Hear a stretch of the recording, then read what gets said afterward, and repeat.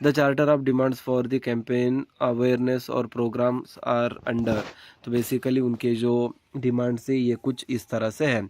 Charter of demands क्या कहता है यहाँ पे, एक सबसे पहले immediately set up the committee for eighth pay commission. सबसे पहली मांग जो है यहाँ पे, immediately set up committee for eighth CPC, finalize terms of reference incorporating suggestions and views given by the staff side NCJCM.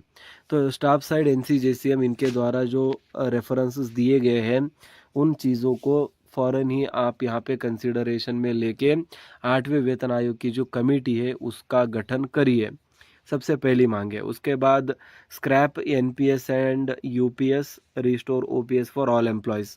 तो सबसे बड़ी दूसरी मांग जो है, NPS that is national pension scheme और यूपीएस यूनिफाइड पेंशन स्कीम।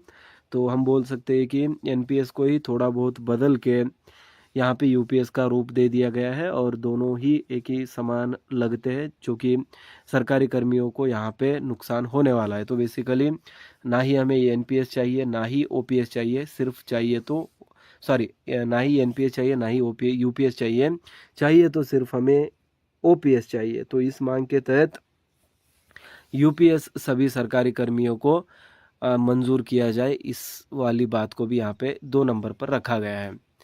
तो इसके बाद अभी थर्ड पॉइंट पर चलते हैं हम। Release the 3 instalments of DA DR frozen during the COVID pandemic to employees and pensioners, restoration of commuted part of pension after 12 years instead of 15 years. तो जो कोविड समय का डीए डीआर है उसके बारे में भी, 18 मंथ्स का जो डीए है उसके बारे में भी सरकारी कर्मियों ने यहाँ पे मांग रख ली है।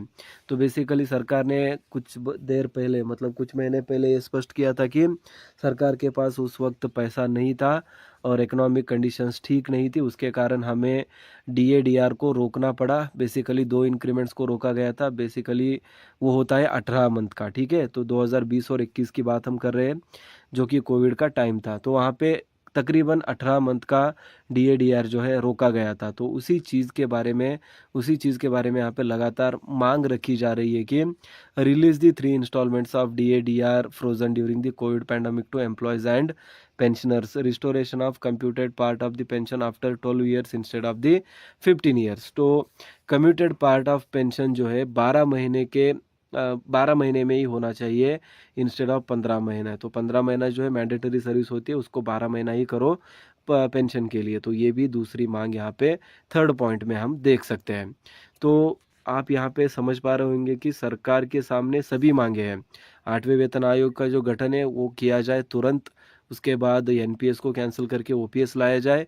फिर तीसरे में लिखा गया है कि 18 मंथ का जो डीए है इसको तुरंत ही रिलीज़ कर दिए, क्योंकि ये सरकारी कर्मियों का हक होता है, पेंशनर्स का हक होता है। आप उसको डिले कर सकते हैं लेकिन ऐसे ही कंप्लीटली अबॉलिश नहीं कर सकते या फिर उसको मतलब गायब नहीं कर सकते आप, ठीक है।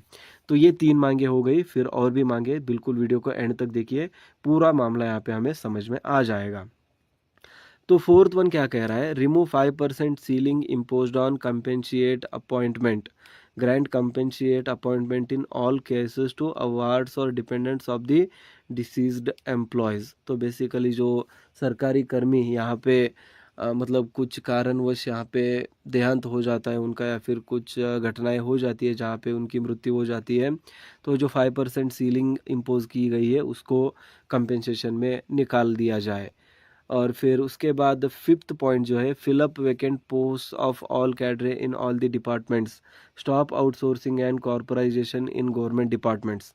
तो बहुत ही बड़ी मांग है यहाँ पे, जो कि बेसिकली सब लोग इग्नोर कर देंगे, लेकिन ये बहुत ज़रूरी है गाइस, क्योंकि जो सरकार यहाँ पे कर रही है कॉन्ट्रैक्चुअल बेसिस पे सरकारी कर्मियों का गठन करेंगे और कुछ कॉरपोरेट्स को, मतलब जो प्राइवेट कंपनीज होती है उनको हम काम दे देंगे, बजाय कि हम सरकारी कर्मियों को यहाँ पे नौकरी दे, हम प्राइवेट को देंगे। तो इससे सरकारी संगठन जो है वीक हो जाएगा, क्योंकि जो पार्ट टाइम या फिर जो कॉन्ट्रैक्ट बेस्ड वर्कर्स होंगे, जो कर्मचारी होंगे, वो सरकार के सामने अपनी आवाज़ नहीं उठा सकेंगे, क्योंकि सरकार उनको तुरंत ही निकाल सकती है। और उसके साथ ही साथ जो कॉरपोरेट है वहाँ पे तो आज का भरोसा कल नहीं होता और कल का परसों नहीं होता, तो बेसिकली कभी भी उनकी जॉब जा सकती है।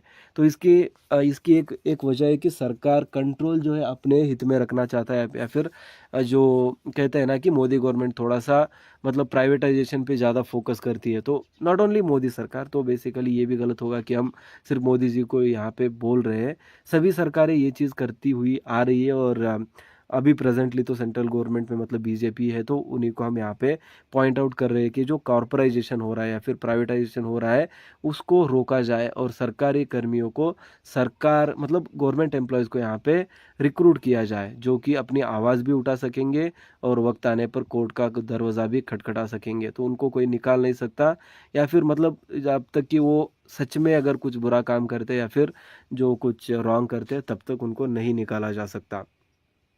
तो ये भी फिफ्थ पॉइंट है, इम्पॉर्टेंट है। इससे सरकारी कर्मी और यूनियन जो संगठन है उसकी शक्ति बढ़ेगी, और जो सरकारी कर्मी है अपनी मांग को ज़्यादा बेहतर रूप में रख सकेंगे, और सरकार उसको उतना ही पॉजिटिवली यहाँ पे रिजॉल्व करेगी, क्योंकि जो स्ट्रेंथ है वो यूनिटी में होती है। जो संगठन है वो संगठन बनता है अपने कर्मचारियों से। अपने जो कर्मचारी जितना ज़्यादा होंगे उसमें उतनी ही ज़्यादा शक्तिशाली संगठन बनेगी। जैसे कि हमारे देश में सबसे बड़ा सरकारी संगठन बोलेंगे तो जो all India railways men's federation है उसी को हम कह सकते हैं, एनसीजेसीएम हो गया। तो ऐसे बहुत सारे संगठन है जो कि सरकारी कर्मियों के मांगों को लगातार सरकार के सामने रखती है, और सरकार पर ये दबाव बनाती भी है कि उन मांगों को पूरा किया जाए, वरना उसका खामियाजा भुगतना पड़ सकता है। तो ये है फिफ्थ वाला पॉइंट। तो उसके बाद सिक्स्थ पॉइंट पे हम चलते हैं, जो कि कह रहा है कि ensure democratic functioning of association और federations as per JCM mechanism. तो यहाँ पे डेमोक्रेटिक रूप से एनसीजेसीएम जो संगठन होते हैं उनका यहाँ पे काम होना चाहिए। उसके बाद ए बी ऐसे दिए गए हैं, ग्रांट रिकॉग्नाइजेशन टू एसोसिएशन और federations which are pending, withdraw the derecognition orders of AIPUZ, GRC Union, NFPE and ISRO SA Union.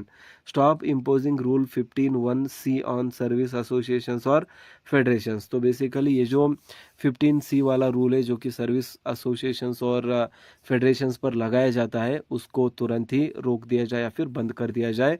ये भी यहाँ पे 6 पॉइंट पे लिखा गया है। और उसके साथ ही साथ regularize casual contingent contractual laborers and GDS employees, grant equal status to employees of autonomous bodies to that of the CZ employees। तो बेसिकली जो कॉन्ट्रेक्चुअल बेस्ड नौकर्स होते हैं उनको भी यहाँ पे परमानेंट सरकारी नौकर का दौरा या फिर ओहदा दिया जाए, इसके बारे में भी आज सातवीं मांग यहाँ पे देखने को मिल रही है।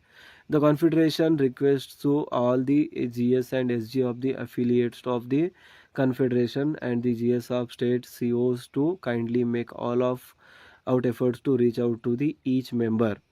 Hold the gate meetings on 10th and 11th of March, educate the members about the demands, and then convince them to be prepared for the future strugglings in order to clinch our long pending genuine and legitimate demands। तो यहाँ पे comradely yours SB Yadav secretary general confederation of central government employees and workers यहाँ पे देख पा रहे होंगे 10th और 11th को एक मीटिंग यहाँ पे रखी गई है, जो कि फोकस होगा उसमें, मतलब जो फोकस है उसमें ये होगा कि सरकारी कर्मी बेसिकली जो इसके बारे में अनअवेयर है, मतलब ये जो मांगे हैं इसके बारे में सभी को पता होना चाहिए। क्योंकि जैसे मैंने बोला कि संगठन बनता है सरकारी कर्मियों से, मतलब जितने ज़्यादा कर्मियों को ये बातें पता होंगी, जितनी ज़्यादा इनकी आवाज़ उठेगी उतनी ही प्रोबेबिलिटी बढ़ेगी सरकार इन सभी चीज़ों को मानेगी, और जो मांगे हैं मतलब लेजिटिमेट और फेयर मांगे हैं उनको सरकार अपनी तरफ से कंप्लीट करके देगी। तो इन सभी चीज़ों के बारे में सबको पता होना चाहिए, और उसके लिए ही आप मीटिंग्स रखिए, उनको अवेयर कीजिए इसके बारे में। Confederation of central government employees and workers द्वारा यहाँ पे एक बहुत ही महत्वपूर्ण सर्कुलर रिलीज़ किया जा रहा है। तो आप देख पा रहे हैं ऑफिशियल सर्कुलर भी आपके सामने स्क्रीन पे मैं शेयर कर रहा हूँ। Circular to all officers and bearers dear comrades, and then charter of demands यहाँ पे बोला गया है कि क्या कुछ डिमांड्स यहाँ पे रखी गई है। फिर उसके बाद यहाँ पे SB यादव तो ये भी फिफ्थ पॉइंट है, इम्पॉर्टेंट है। इससे सरकारी कर्मी और यूनियन जो संगठन है उसकी शक्ति बढ़ेगी और जो सरकारी कर्मी है अपनी मांग को ज़्यादा बेहतर रूप में रख सकेंगे और सरकार उसको उतना ही पॉजिटिवली यहाँ पे रिजॉल्व करेगी, क्योंकि जो स्ट्रेंथ है वो यूनिटी में होती है। जो संगठन है वो संगठन बनता है अपने कर्मचारियों से।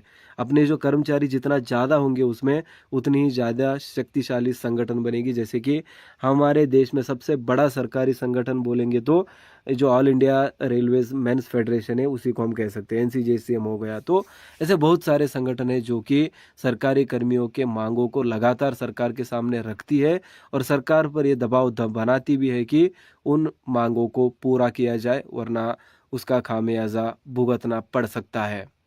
तो ये है फिफ्थ वाला पॉइंट। तो उसके बाद सिक्स्थ पॉइंट पे हम चलते हैं, जो कि कह रहा है कि ensure democratic functioning of association और federations as per JCM mechanism. तो यहाँ पे डेमोक्रेटिक रूप से एनसीजेसीएम जो संगठन होते हैं उनका यहाँ पे काम होना चाहिए। उसके बाद ए बी ऐसे दिए गए हैं, ग्रांट रिकॉग्नाइजेशन टू एसोसिएशन और federations which are pending, withdraw the derecognition orders of AIPUZ, GRC Union, NFPE and ISRO SA Union. Stop imposing Rule 15(1)C on service associations और federations। तो basically ये जो 15C वाला rule है जो कि service associations और फेडरेशंस पर लगाया जाता है उसको तुरंत ही रोक दिया जाए या फिर बंद कर दिया जाए। ये भी यहाँ पे 6 पॉइंट पे लिखा गया है। और उसके साथ ही साथ regularize casual contingent contractual laborers and GDS employees, grant equal status to employees of autonomous bodies to that of the CZ employees। तो बेसिकली जो कॉन्ट्रेक्चुअल बेस्ड नौकर्स होते हैं उनको भी यहाँ पे परमानेंट सरकारी नौकर का दौरा या फिर ओहदा दिया जाए, इसके बारे में भी आज सातवीं मांग यहाँ पे देखने को मिल रही है।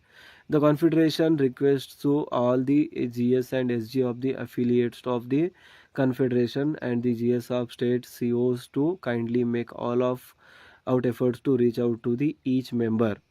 Hold the gate meetings on 10th and 11th of March, educate the members about the demands and then convince them to be prepared for the future strugglings in order to clinch our long pending genuine and legitimate demands। तो यहाँ पे comradely yours SB Yadav secretary general confederation of central government employees and workers यहाँ पे देख पा रहे होंगे 10th और 11th को एक मीटिंग यहाँ पे रखी गई है जो कि फोकस होगा उसमें, मतलब जो फोकस है उसमें ये होगा कि सरकारी कर्मी बेसिकली जो इसके बारे में अनअवेयर है, मतलब ये जो मांगे हैं इसके बारे में सभी को पता होना चाहिए। क्योंकि जैसे मैंने बोला कि संगठन बनता है सरकारी कर्मियों से, मतलब जितने ज़्यादा कर्मियों को ये बातें पता होंगी, जितनी ज़्यादा इनकी आवाज़ उठेगी उतनी ही प्रोबेबिलिटी बढ़ेगी सरकार इन सभी चीज़ों को मानेगी और जो मांगे हैं मतलब लेजिटिमेट और फेयर मांगे हैं उनको सरकार अपनी तरफ से कंप्लीट करके देगी।